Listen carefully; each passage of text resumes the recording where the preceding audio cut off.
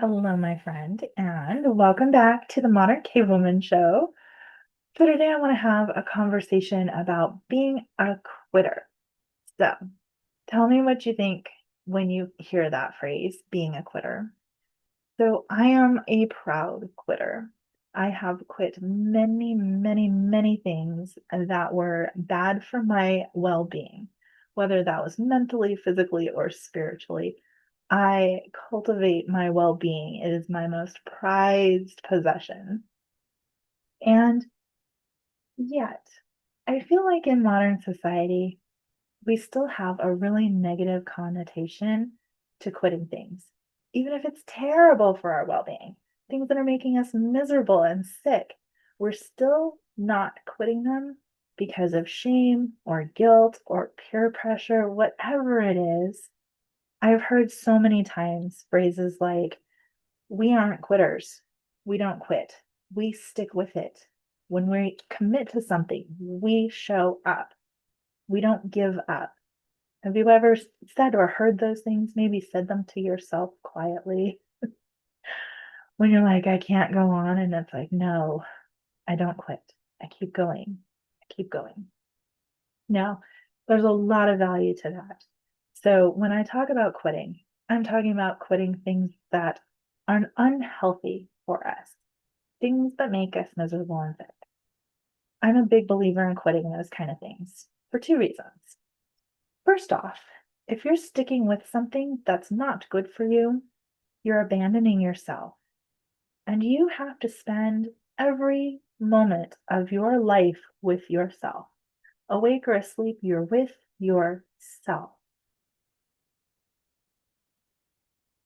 The second reason is because the people around you also witness it.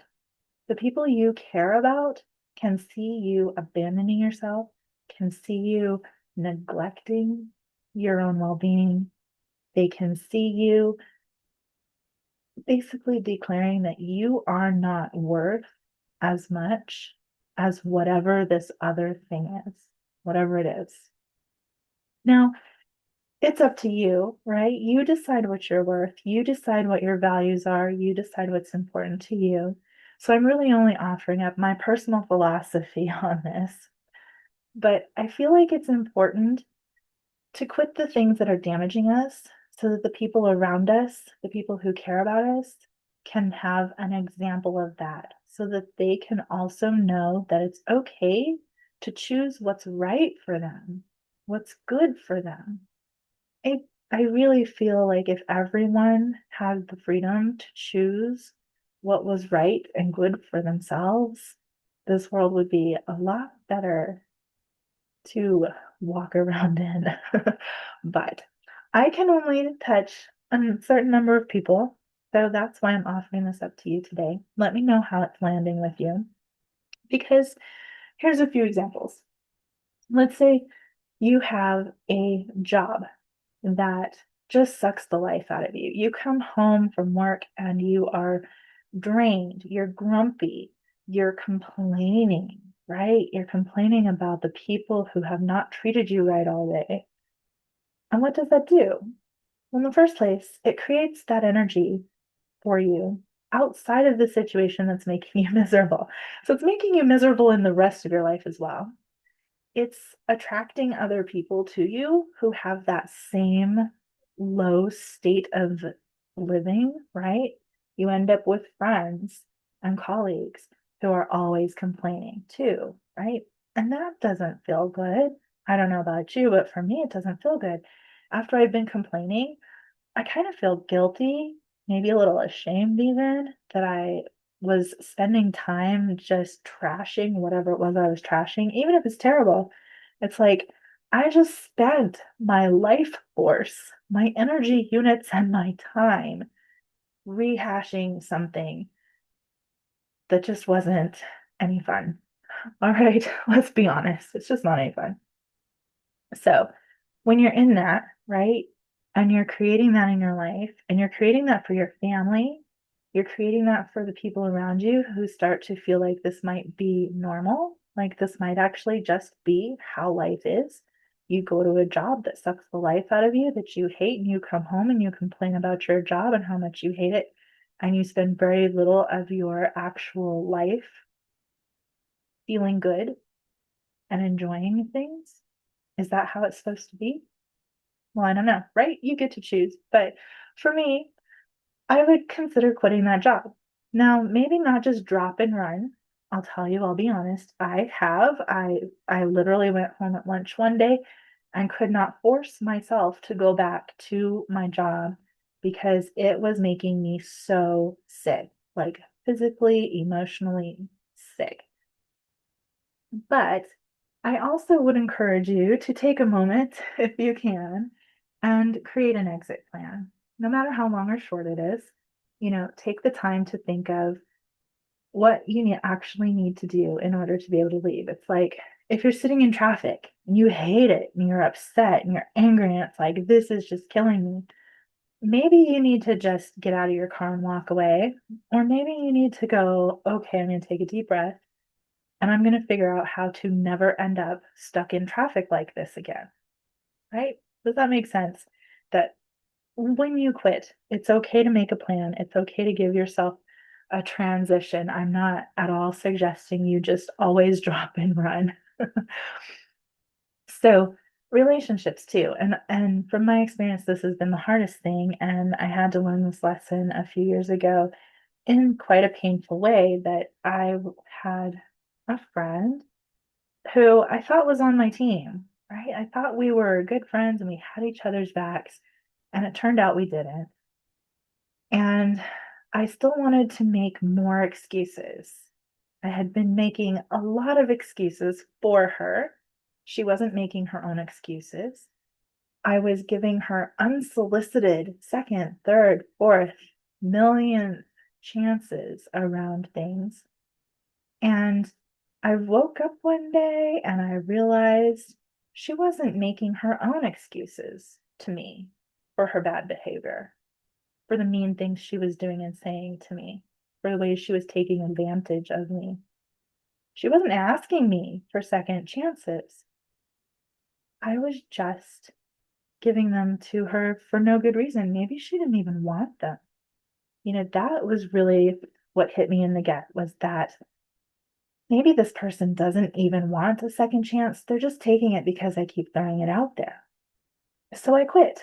I quit giving the excuses and the second chances, and she just faded away. She literally didn't want what I was giving her. She was just taking it because it was there.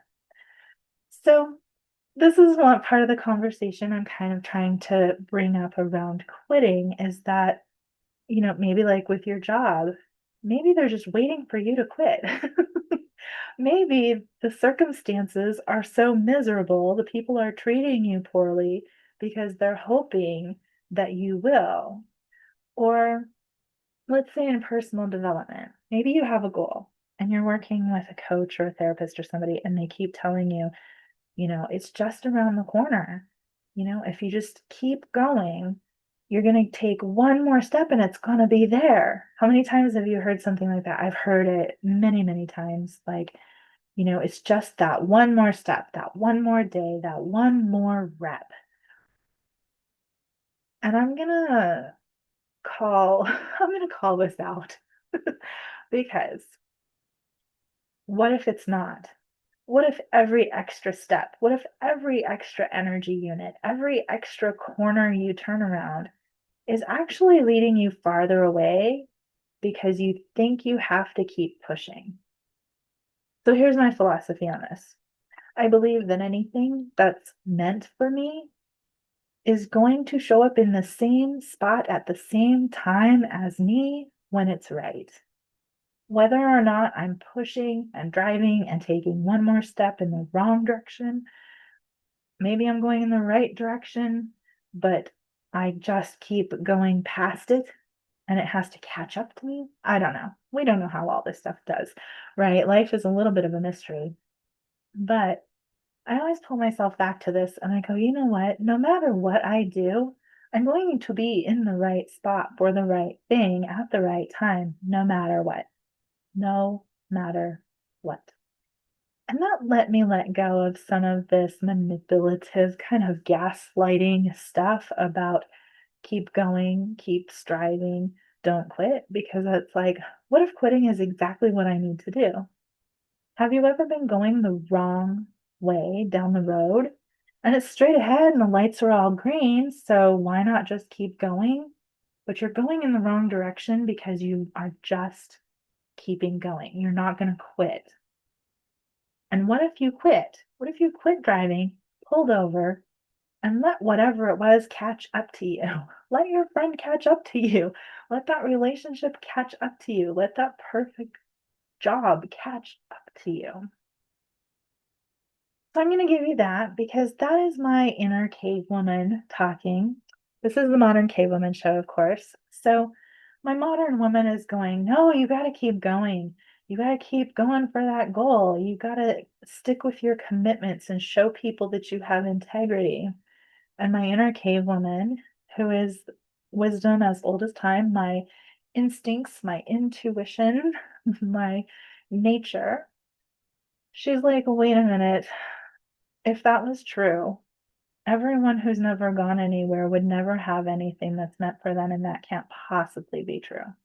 Can't possibly be true that all of these people are not where they're supposed to be. It just doesn't make sense to me. And my inner cave woman also says, you got to think about the corner of the world you're in. Think about the people around you, what they're witnessing from you, your behavior, not what you say, but what you do. And what are you telling them about how life is supposed to be? Yes, she's a little bit mean. She can really poke me in the feels, but she does, right? So I'm offering that to you as well. My inner cave woman is probably a lot like your inner cave woman who whispers to you, and the noise of the modern world sometimes drowns her out. But sometimes we hear her and she's like, no, you need to quit this. This isn't good for you. This isn't good for your family. You need to quit. And when you feel that pull, I invite you to take a really good look at it. Consider your options. And of course, move forward in the way you know is right for you because you do know exactly what's right for you. You know yourself the best. You know your life the best. You know what you need the best. I promise you. No one else can know your life completely because all they see is a sliver of it from their own perspective, right? Through their own filter of the world, they see a slice of your life. And they may be able to offer you suggestions and advice and teach you about stuff, but ultimately the choice is yours. So I'm going to wrap it up with that. I hope you have a beautiful week. I would love to hear how this lands with you. Let me know in the comments or send me a DM. You can also always find me at my website, thecolenebean.com/contact will take you to my page where you can send me a text, even if you want to keep it private. I'm cool with that. And if you're thinking about quitting something and you would like some support making your exit plan or deciphering if it's actually the right move to make, just let me know. I'm happy to help. And like I said, have a beautiful week, and I'll talk to you again next week, okay? Bye.